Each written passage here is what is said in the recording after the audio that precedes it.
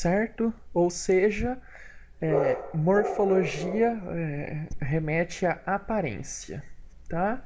Então nós vamos ver as modificações externas que as plantas têm, principalmente as angiospermas. Então, de forma geral, como que é a estrutura de uma planta? As plantas, de forma geral, podem se reproduzir de forma assexuada e ou sexuada. Então, nós temos plantas que só se reproduzem de forma assexuada, como várias espécies de banana, tá? Várias espécies de banana só fazem a reprodução assexuada, então elas não produzem sementes. Se elas não produzem sementes, não tem como ela ter reprodução sexuada, certo? Então a gente precisa de pegar uma parte do caule e plantar para ela se reproduzir, ok? Isso vale para alguns tipos de limão, que são sem semente, uva sem semente, é só assexuada. Outras plantas, se você corta o caule e enterra, não nasce, então é só sexuada. Um exemplo legal de uma planta de reprodução assexuada, que a gente faz muitas vezes, é a roseira. Então, se você pega uma rosa e corta o caule da rosa, tira a rosa, corta uma parte do caule embaixo e enterra esse caule, se o solo estiver úmido, não tiver sol intenso, vai brotar e vai gerar uma nova rosa, tá? É bastante fácil de fazer isso. E nessas plantas, nós temos o embrião protegido por tegumento da semente, que seria tipo uma casca, sendo que em condições adequadas o embrião germina. Então, angiospermas, nós temos semente, temos a radícula, que seria a raiz inicial, o início da raiz do embriãozinho, né? A hora que está começando a germinar. A radícula evolui para uma raiz bem formada, com caule e folhas. Aqui, no caso, a gente tem até cotilédones, né? Que seriam as primeiras folhas que têm função nutritiva, mais do que fotossintética. Nós temos a água e os nutrientes, né, os sais minerais, saindo da terra, sendo absorvidos pelas raízes e indo para as folhas, e a água e o açúcar indo das folhas até as raízes. E quando a planta está completamente desenvolvida, nós temos uma raiz bem desenvolvida, né, uma raiz madura, temos o caule, a flor, quando ela está na etapa reprodutiva, e gemas. Gemas são estruturas ricas em células tronco, ou seja, são regiões da planta que tem grupos de células capazes de gerar qualquer tipo de tecido. Então, dependendo do estímulo, se tiver um grande estímulo de hormônios sexuais, vai gerar flores.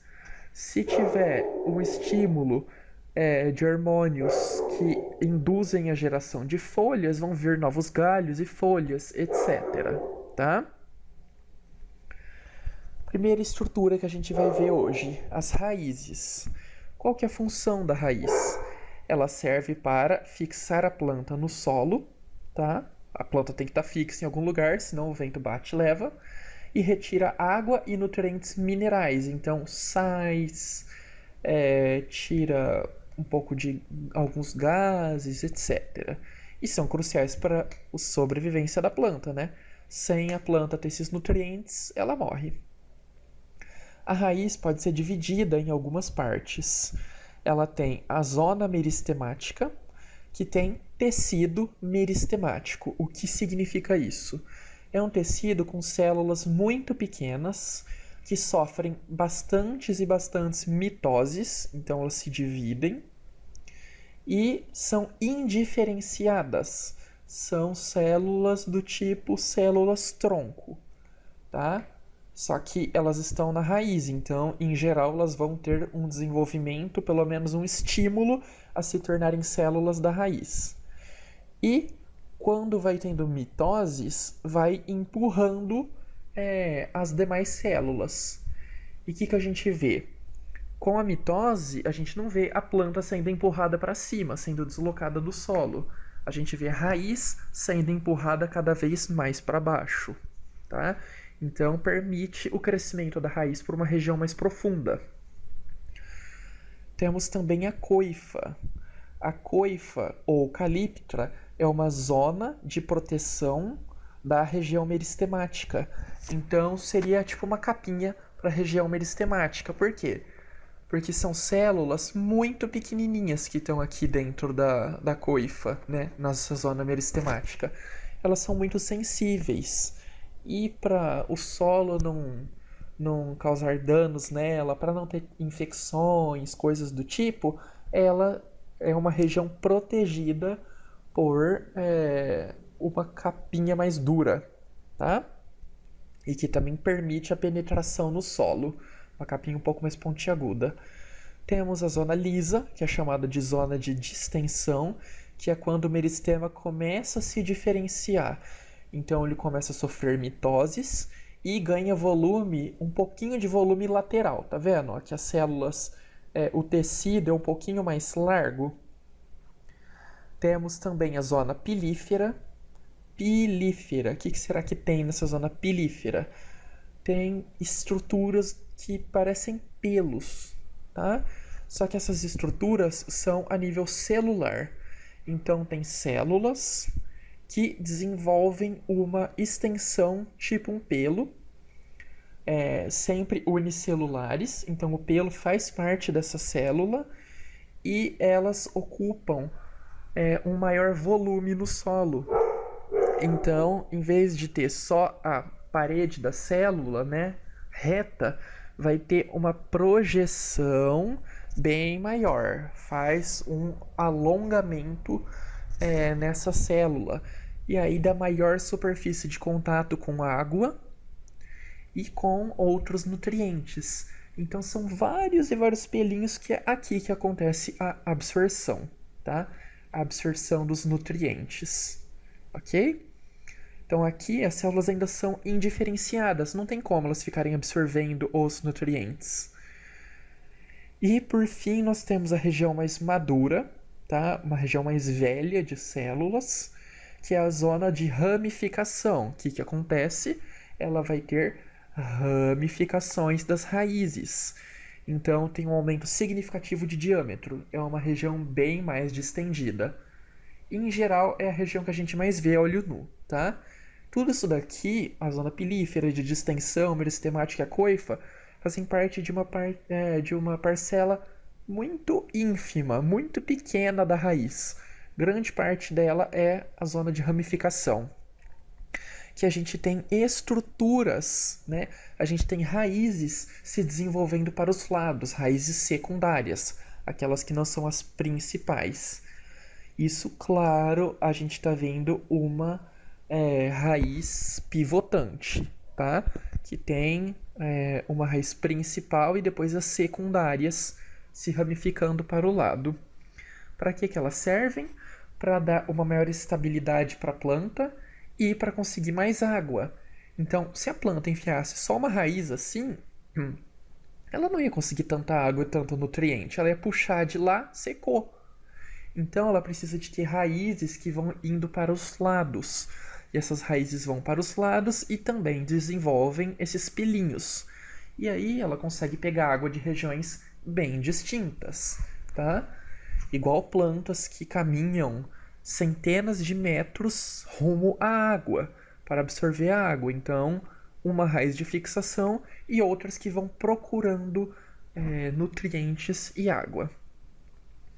Aqui, que eu acho que é muito mais legal mostrar para vocês, que vocês têm maturidade para enxergar isso é uma raiz, tá? No microscópio. Aqui embaixo, nessa base, nós temos a coifa. Olha que células volumosas. Essas células são para a proteção das células do tecido meristemático, que são aqui bem pequenininho. Aqui é um zoom de um tecido meristemático. Então são células muito pequenas, tá? Indiferenciadas ainda, e elas têm alta capacidade de sofrer mitoses, ou seja, uma célula 2N se divide e gera outra célula 2N, né? Duas células filhas 2N. Aqui a gente vê os cromossomos sofrendo a máxima condensação deles na mitose. Tá? Então a gente vê o tanto de células que a gente vê em mitose. Todas essas que estão com o núcleo aqui sendo segmentado estão em mitose. Por quê? Para divisão celular. E depois vai tendo a divisão celular, as células vão ficando um pouquinho maiores, tá? Vão tendo uma distensão. Olha aqui como que essas células já têm um volume, ou seja, já tem um espaço em branco bem maior do que essas. E aí elas vão sendo capazes de se diferenciarem. Aqui a gente já vê um pelinho, mas já não é tão simples de ver. Aqui a gente já tem um corte melhor para ver. Então, na epiderme, né, na parte mais externa da raiz, a gente já tem os pelinhos. Então, ó, uma célula que se estica bastante para absorver mais água e nutrientes. O pelo não é uma raiz secundária, tá? Uma raiz secundária é um conjunto de células que vão indo. O pelo é uma célula só. A raiz secundária, ela tem pelos também, tá? E a gente chama de pelo porque ela parece um pelo, mas ela não tem a mesma função de pelo. Logicamente, os nossos pelos do braço, nosso cabelo, não é para absorver água, certo? Aqui chama pelo porque parece, mas a função é função estrutural de raiz, ok? E aqui são outros conjuntos de células da raiz que ajudam na absorção, etc., dos nutrientes, passando e depois encaminhando, tá? Aí pode me responder no chat. Vocês conseguiram entender bonitinho essas estruturas? É importante para as nossas próximas aulas de absorção, distribuição. Eu acho que fica super legal. Que ótimo. Eu acho que fica super legal a gente ver no microscópio como que funciona isso, em vez de ver só desenho toda vez. Na germinação da semente forma a radícula, e a radícula depois gera a raiz. Nem todas as plantas vão ter todas as raízes oriundas das radículas. As raízes elas podem vir das folhas ou dos caules. Por quê? Porque a planta, diferente da gente, tem células tronco espalhadas pelo corpo inteiro, em várias gemas. Então você corta a planta, se ela cair num solo bastante nutritivo, tem algumas espécies que podem brotar, né? É uma forma de reprodução assexuada por estaquia. Por exemplo, folhas de violeta. Essa folha aqui, eu não sei que espécie que é, não sei se é uma violeta, eu acho que não é. Mas cacto, se cair um braço de cacto no chão, da folha começa a brotar uma raiz. Então, folha de violeta. Se você tem uma violeta que você acha muito linda em casa, você corta uma folha, tá? Próxima ao caule, você corta essa folha e põe o cabinho dela na água e deixa o resto para fora. Depois de alguns dias, ela vai ter desenvolvido raiz e você pega essa folha agora com raízes, enfia na terra e gera uma nova planta idêntica, um clone daquela planta mãe, tá? É assim que alguns tipos de limão, na verdade o limão é mais por galho, não é só por folha. Então você põe um galho e aí por essa parte do caule nasce raiz também do caule, tá? E tudo isso se desenvolve. Um exemplo típico de que a raiz sempre está saindo do caule é nas samambaias. Lembra que elas têm um caule horizontal que a gente chama de rizoma? Esse caule, na parte de cima, ele manda as folhas e para a parte de baixo ele manda as raízes adventícias, né, que a gente chama. E então essas raízes saem de toda a extensão do caule. Qual que é a diferença da raiz de um rizoma para a raiz normal? A raiz normal, ela sai todas da mesma ponta. Então você tem o tronco e sai a raiz, tá? Todas da mesma região. No rizoma é um caule horizontal, então sai raiz de várias regiões, tá? Saem todas do caule também, mas não saem todas de uma posição fixa, elas vão saindo por toda a extensão desse caule. Então vamos lá, tipos de raízes. Vou tentar ser um pouco mais rápido porque são muitos tipos, é mais para a gente entender só que tem tipos. Temos plantas aquáticas, então nós precisamos de ter raízes aquáticas, raízes capazes de sobreviver embaixo da água, aquelas que absorvem uma quantidade não excessiva de água, porque senão a planta poderia apodrecer, tá? Então a gente pode ter plantas com caule e folhas também flutuantes. No caso, nós podemos ter raízes submersas e que enraiza a planta no substrato do solo. A planta fica 100% do tempo embaixo da água. Nós temos as plantas que ficam livres. Elas têm raízes que fazem a função de sugar a água e nutrientes, mas não fixam ela no solo, tá? Então a planta é elevada com a maré. Temos plantas flutuantes, tipo a Vitória Régia, que vai ter um caule e as raízes, olha aqui as raízes formando tipo vários pelinhos aqui, isso aqui grandes, né? Porque são estruturas de raízes adventícias. Mesma função. O que muda? É que quando ela é aquática, ela tem que ser diferenciada, porque ela não vai absorver a mesma quantidade de água que o solo. Ela tem que ter um mecanismo para parar de absorver água, tá? Temos raízes que se enfiam lá no fundo e as folhas ficam flutuantes. O caule é enorme e fica só a folha lá de fora, mas a raiz fica fixada no fundo. Tem umas espécies de plantas que a raiz fica enfiada no sedimento, mas pode ter seca, pode voltar e aí cobre o caule e as folhas. E as folhas são mais rígidas, elas não ficam só boiando lá para fora da água, tá? Então nós temos vários tipos de folhas aquáticas.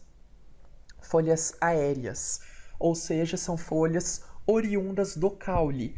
Elas saem do caule ou elas podem sair da raiz mesmo e uma raiz que nunca se enfia no solo.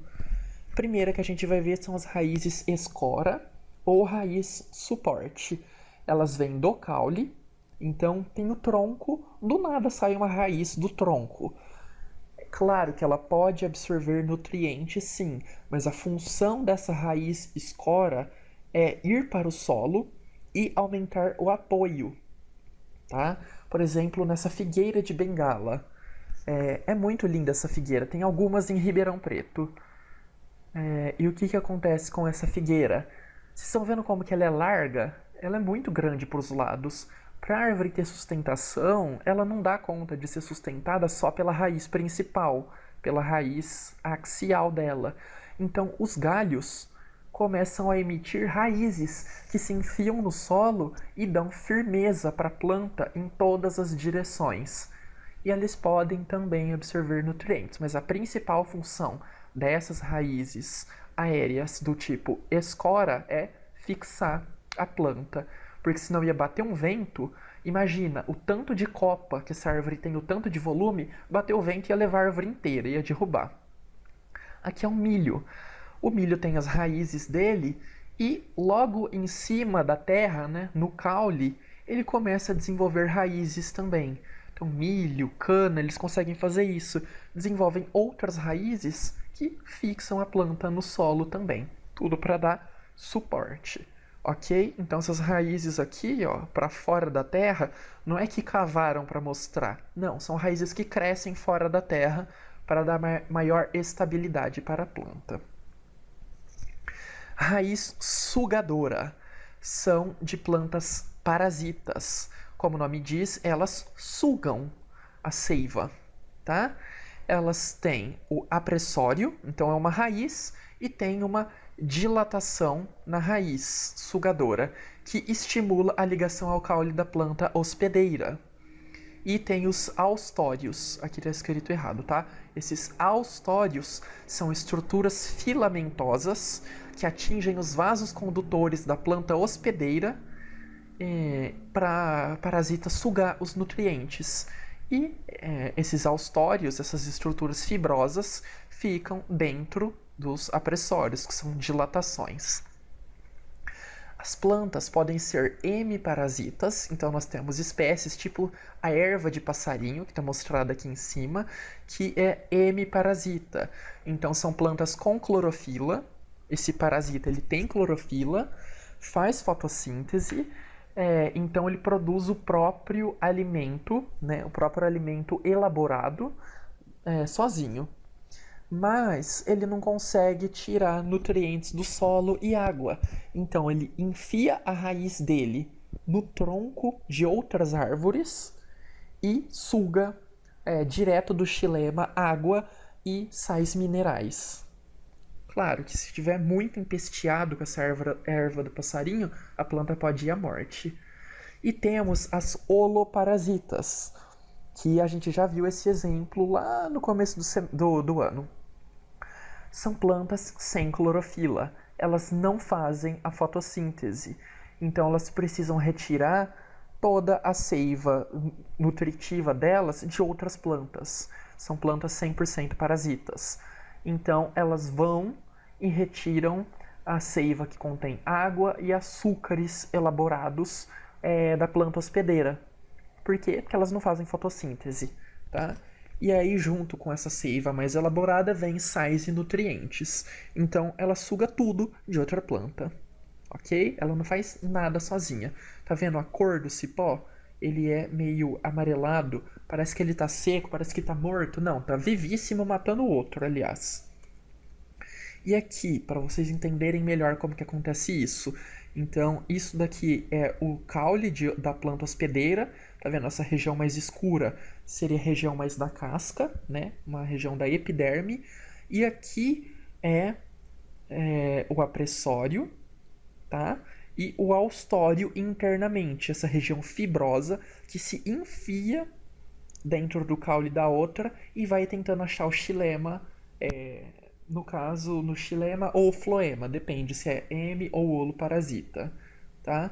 E aí por toda a extensão que cresce a raiz, tem vários austórios se enfiando no caule de outra planta para sugar os nutrientes. Em geral a gente não enxerga isso, tá? Precisa de ser por microscópio, mas ela se enfia lá e ela pode levar à morte da planta. Temos as raízes estrangulantes, tá? Elas não são plantas parasitas, tá? São raízes que se envolvem no tronco da planta hospedeira, mas não suga nada delas. Elas matam essa planta porque elas roubam o espaço dessa planta. Então, geralmente é espalhada por cocô de passarinho, tá? Cai no topo, eu já vi isso em coqueiro, crescer esse mata-pau. Caiu no topo do coqueiro o cocô do passarinho, esse mata-pau, um tipo de figueira, começou a se desenvolver. Mandou as raízes, ele vai mandando as raízes para o solo, então retira a água do solo, nutrientes do solo, faz fotossíntese lá no topo, mas as raízes vão crescendo em torno do tronco. Apertam o tronco da planta hospedeira até que chega uma hora que ela morre, tá? Aperta tanto que destrói todas as estruturas internas. Ela morre, apodrece, desintegra depois de muitos anos e o espaço agora é do mata-pau, tá? Então é uma competição por espaço, principalmente. Raízes respiratórias, muito comuns em mangues, aonde o solo é pobre em oxigênio e tem período de maré alta. Então a maré cobre, não tem como a planta tirar oxigênio pelo solo. Lembrando que o oxigênio é um gás e se você mexe na terra, a terra incorpora oxigênio, assim como a água, tá? Então as raízes também precisam retirar um pouco de oxigênio para elas sobreviverem, certo? Essas raízes, elas saem da terra e tentam conseguir um pouquinho de oxigênio do ar para não morrerem sufocadas. E tem Elas são chamadas também de pneumatóforos. Pneumo geralmente vem de, lembra, tipo de pneu, que são estruturas respiratórias. E são ramos que crescem para fora do solo verticalmente. E tem fendas, chamadas pneumatódios, onde ocorrem as trocas gasosas. Aqui nós temos duas espécies de plantas do mangue, a vicênia. Nós temos essa, que as raízes crescem mais alto que o solo, certo? Então elas crescem mais alto e vão se enfiando, parecendo uma mão no solo. Por quê? Porque quando a maré cresce, não cobre totalmente elas. Sobra um pouquinho de raiz para respirar. E temos essa outra vicênia, que ela cresce bem rente ao solo, e a raiz vai por baixo e depois ela vem de baixo para cima e forma essas protusões verticais. Então isso daqui são raízes para a planta respirar. Olha o tanto de raiz que essa árvore tem em volta dela, tá? Tudo isso para ela respirar. Então pode ser junto do tronco ou raízes secundárias que saem de baixo para cima. Tipo no Ben 10, sabe? O fogo selvagem, quando enfia a mão no solo e sai um monte de planta. É isso daqui que essa planta faz. Muito louco. Temos raízes tabulares, ou seja, em formato de tábua. Elas são achatadas lateralmente, então você aperta ela lateralmente. São comuns em árvores de grande porte e elas são para dar fixação e sustentação, porque a árvore é muito grande, então ela precisa de crescer lateralmente. Aqui temos o xixá, que dá essa frutinha muito bonitinha. Olha aqui o tanto que a raiz cresce lateralmente e ela é achatada. Tem espécies de ficus também que fazem isso, tá? Então, é mais para dar estrutura para a planta. E aqui nós temos a sumaúma, que tem essas flores muito bonitinhas. Olha o tamanho dessas raízes tabulares. Tá? Então, raízes achatadas que crescem lateralmente para dar estrutura. Uma pessoa, isso daqui dá o quê? Umas 4 pessoas de altura. Raízes grampiformes. Elas servem para grudar as plantas em outros lugares, não é para tirar nutrientes. A planta tira nutriente do solo, em geral, tá? E depois ela vai crescendo. As trepadeiras vão crescendo e elas precisam se fixar. Tem trepadeira que se enrola, tem outras que emitem raízes grampiformes ou aderentes. Grampiforme, formato de grampo, tá? Ela não mata outra planta se ela se fixar em outra planta, tá? Ela é mais para fixação, ela só quer ganhar mais espaço, certo? Aqui nós temos a jiboia e aqui as raízes, elas saem do caule e fixam a planta. E prende essa planta em outras plantas, mas prende em muro, em pedra, em tudo quanto é coisa que ela conseguisse fixar, ela se prende, tá? Como as eras. Então a era ou unha de gato, que as pessoas recobrem o muro, elas têm várias dessas raízes grampiformes, que quando você tira a planta, você tira uma parte do muro também, porque ela é muito forte. E não causam dano na planta, tá? Não são parasitas, não são estrangulantes. A plantinha só tá querendo fixar ela e subir na outra para chegar mais perto do sol. E como as outras geralmente são árvores muito grandes, tanto faz crescer no tronco dela, tipo, dane-se. É só um espacinho para outra. Temos raízes velame, que são comuns em epífitas. Epífitas são aquelas plantas, como a gente já tinha visto, que crescem em cima de outras plantas. Não são parasitas também. São as orquídeas, as bromélias, aquelas plantas que crescem bem no alto no galho de árvores para conseguir mais sol. Então, em vez delas nascerem no solo e irem trepando até lá, não. Elas nascem lá, ficam no cantinho delas, não tiram nenhum nutriente e a raiz dela se enfia nas cascas, tá? Para ela ter uma fixação. Só se fixa lá também. Mas diferente da grampiforme, ela não vem uma planta do solo se fixando e trepando na outra. A planta nasce lá e ela fica fixa lá, paradinha, tá? Uma orquídea, só imaginar uma orquídea. E não causa nenhum prejuízo para a planta hospedeira.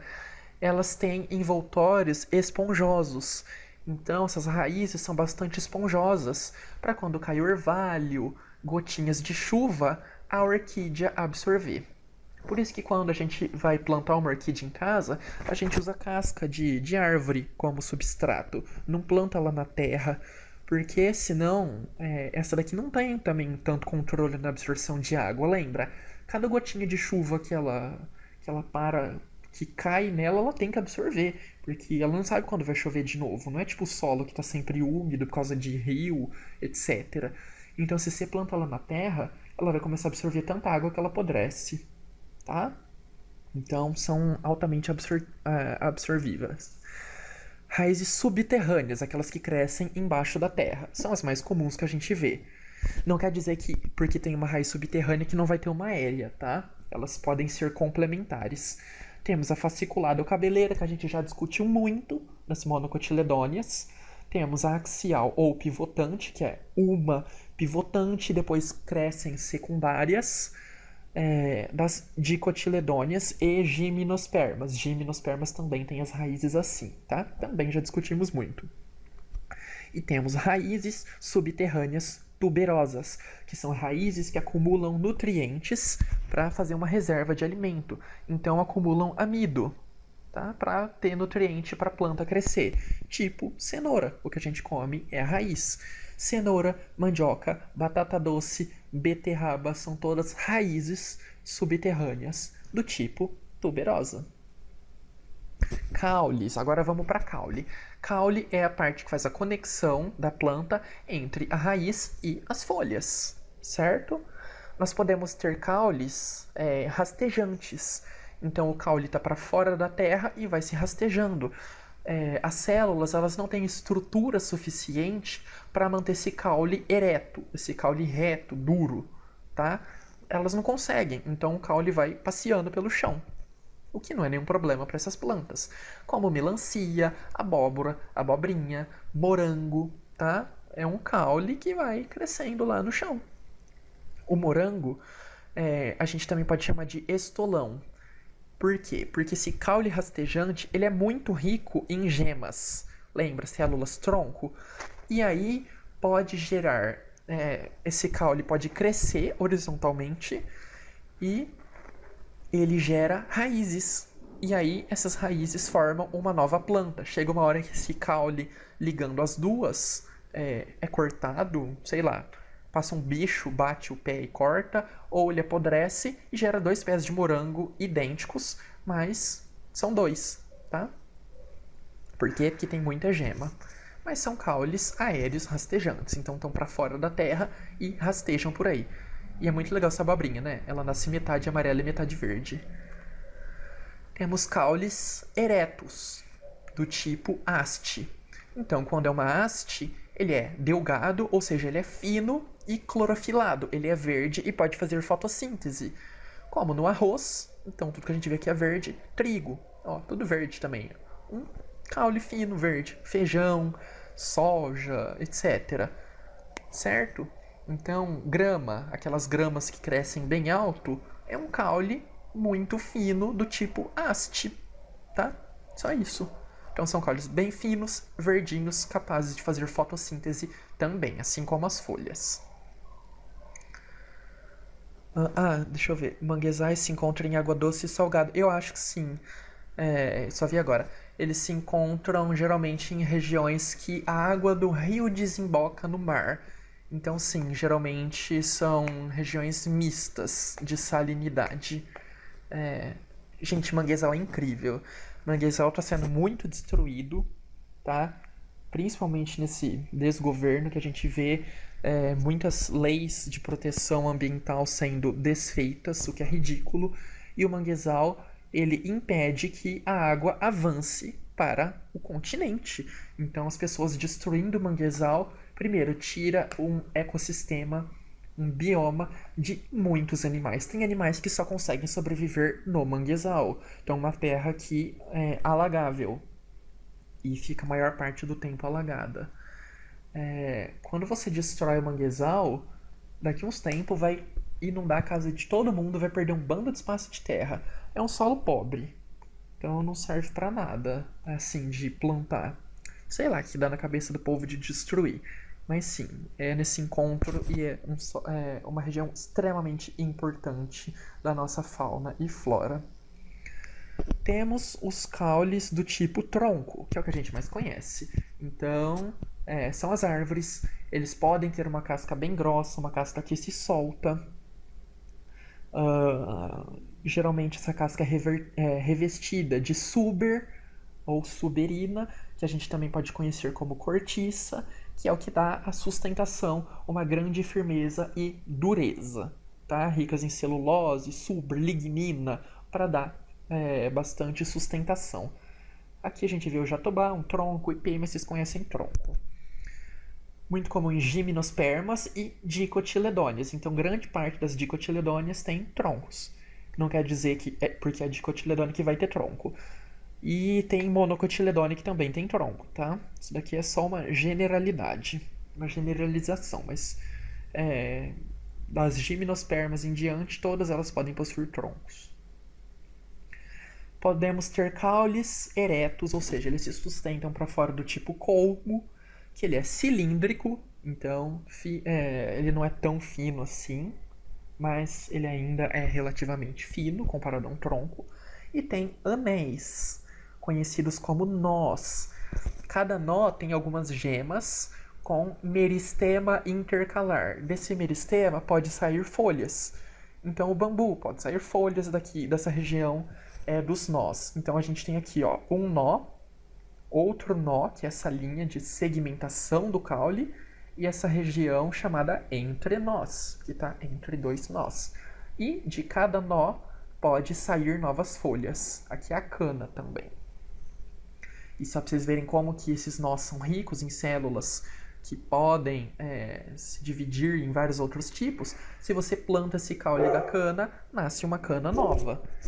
Né? Então, depois que o pessoal corta a cana, eles vão plantando essas partezinhas do caule. E aí vai nascendo canas novas, não precisa de comprar semente, nada do tipo. Embora a cana possa dar flores e sementes. Caules do tipo estipe. Também é cilíndrico e também tem anéis conhecidos como nó. Mas qual que é a diferença da estipe por colmo que a gente acabou de ver?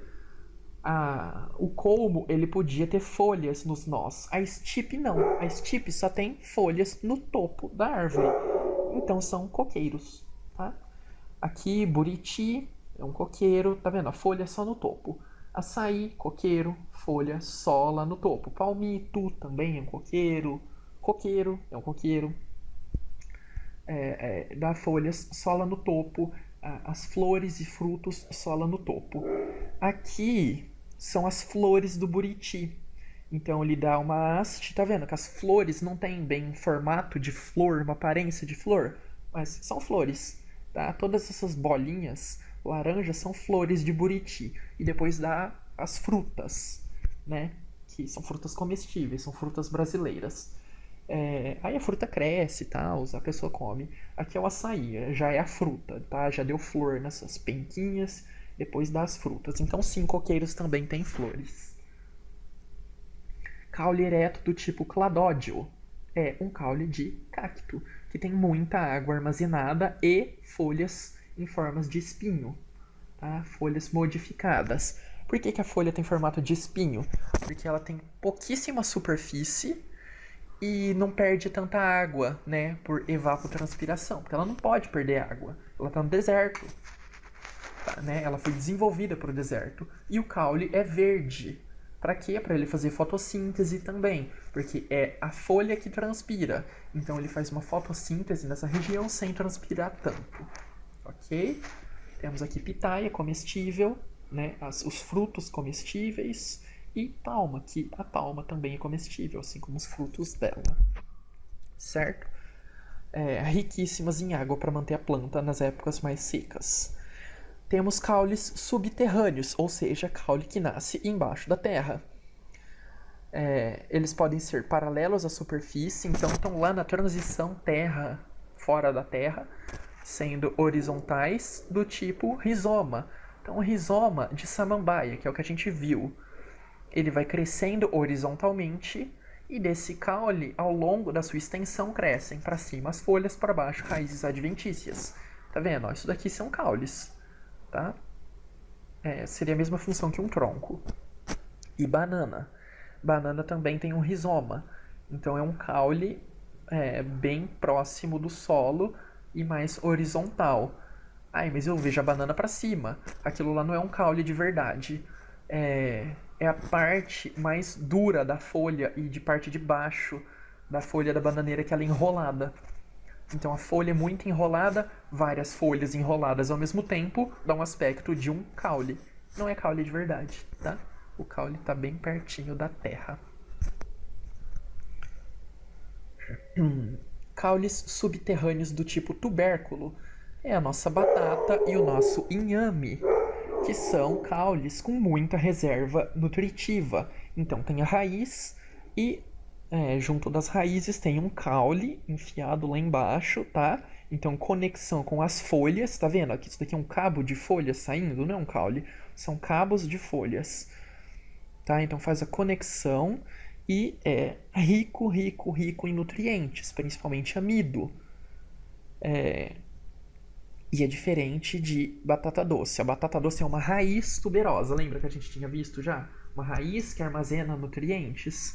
Esse daqui é um caule, tá? Batata é um caule, batata doce é uma raiz tuberosa. São diferentes. Por quê? Porque a batata doce ela vem da raiz e o tubérculo é um caule rico em gemas na superfície. Sabe, os pontinhos da batata que podem brotar e gerar novos ramos de batata. Então, certo? Tem muitas gemas que podem gerar raízes e ramos de batata, tá? E podem até se desenvolver em outra planta assexuadamente. Temos os caules do tipo bulbo, que a gente vê em várias lojas vendendo para a gente plantar flores, tipo amaryllis aqui. Então é um caule dilatado, ele é bastante diverso e geralmente é no centro dele que tem as gemas, que podem desenvolver uma planta completa. E podem também ter estruturas bastante nutritivas. Então, a gente tem vários exemplos aqui de caules subterrâneos, incluindo o alho e gladiolo, amaryllis, que são flores muito bonitas. A cebola tem a raiz aqui embaixo, né, uma raiz fasciculada, uma raiz mais cabeleira, na região chamada prato, que é uma região mais esticada, né, do caule. Temos o caule e temos esses catáfilos. Ó, aqui é o caule, aqui dentro é o caule. E as outras camadas da cebola que o Shrek ama são chamados catáfilos. São folhas modificadas, ricas em material de reserva, tá? Que fica lá naquele caule. E depois vem o talo, daí é onde sai as folhas. Folhas, nós também temos folhas muito diferentes umas das outras. É a estrutura que faz a fotossíntese, principalmente, tá? Embora a gente já tenha visto que o caule também possa fazer fotossíntese. Mas a principal estrutura de fotossíntese, onde ela ocorre com maior eficiência, é a folha. E elas são mais esticadas para ter uma boa superfície, né? Tem uma boa área superficial para quê? Para pegar mais luz e fazer uma melhor fotossíntese. Riquíssimas em células clorofiladas, o parênquima clorofiliano que a gente vai ver daqui umas aulas. Fazem também trocas gasosas, então oxigênio e gás carbônico, ocorrem muito essas trocas nas folhas, e podem suar, então elas eliminam água pelo processo de evapotranspiração. As monocotiledôneas, elas geralmente têm a bainha, tá, da planta, que é uma estrutura que liga, é uma dilatação da folha que liga ela essa bainha ela liga no caule, tá? Envolve o caule e liga no caule. Então lembra que a gente viu que muitas monocotiledôneas tinham o caule do tipo haste. Então cresce uma haste, por que a gente acha que é uma folha? Porque a bainha envolve esse caule, tá? É uma região de ligação.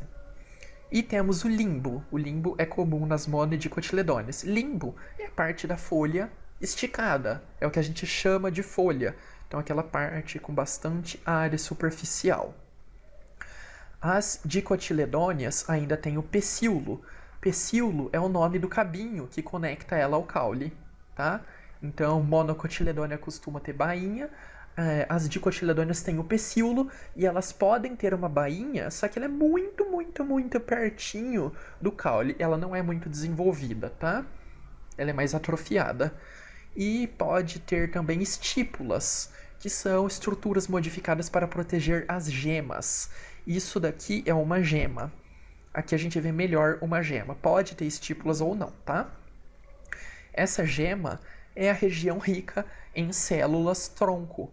Então daqui saem novos galhos, novas flores, frutos, tá? Dessas células pluripotentes aqui, tá? São células nenezinhas, muito pequenininhas, bonitinhas, que ficam lá prontas para instruções da planta para falar: você, estamos sem folha, vira folha agora. Ela vai lá e vira folha. Temos folhas modificadas do tipo acículas. Elas têm formatos de agulha. Por quê? Porque elas são folhas de pinheiros. E pinheiro geralmente dá em lugar que tem neve. Para não acumular neve em cima e a folha quebrar e cair da planta, ela é em formato de agulha. Assim fica pouquinha neve em cima dela, né? Aqui em pinheiros, formato de agulha. Temos folhas modificadas que podem ser pétalas, brácteas, sépalas, cotilédones. Tudo isso a gente já discutiu, que eram folhas. E temos os espinhos, que são aquelas folhas bastante enroladas para não perder água e também para dar proteção.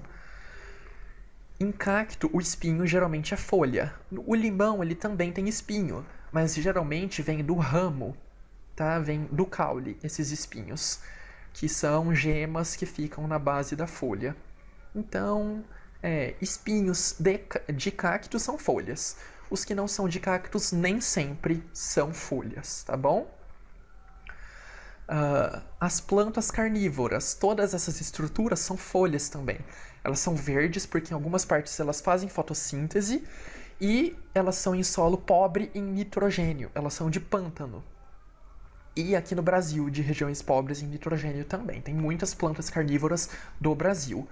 E essas estruturas servem para comer, aprisionar e digerir, né, insetos, pequenos mamíferos, tipo ratinho, sapos que caem lá dentro. Como que ela fecha? Tá vendo que elas têm 3 pelinhos? Essas dioneias. Quando um animal toca 2 pelinhos ao mesmo tempo, manda sinal para ela, ela fecha bem rápido e mata. Não, se você passar o dedo, ela não vai machucar o seu dedo, tá? Eu sei porque eu já tive todas essas plantas carnívoras em casa. Elas não fazem nada pra você. São muito tranquilas e muito incríveis de ter. Temos as nepentes também. Tá vendo? Aqui tem uma folha e da folha vem uma folha modificada que é um copinho. Lá dentro tem enzimas digestivas que quando cai um animal, ele não consegue escalar a parede, porque a parede é bem pegajosa, eles caem lá dentro e são digeridos completamente, dando nitrogênio para a planta, já que o solo não tem nitrogênio para dar para ela.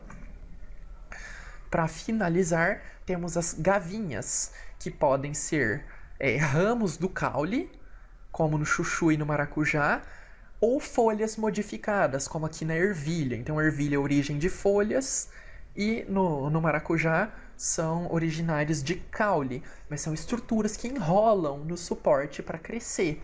É muito bonitinho, são o que trepadeiras têm. Então elas são enroladinhas, elas encaixam em alguma coisa e às vezes elas enrolam mais ainda depois que elas grudam. E aí aproximam de telas, outras plantas, etc. Tá? É isso. Por que cebola arde os olhos? Porque cebola tem alguns compostos que irritam os olhos.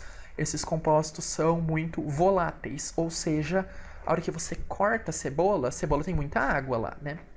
A hora que você corta a cebola, ela libera gotículas de água com esses compostos. E os que não são liberados na água, eles evaporam também. Atingem nosso olho e irritam o olho.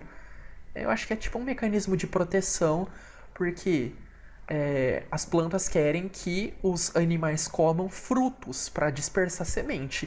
Ninguém quer que vai lá e come o caule. Uma árvore não quer que vai um imbecil lá e come o tronco dela. Então a cebola fala, não, meu caule ninguém vai comer. Então ela faz arder, tá? Mais alguma dúvida, pessoal?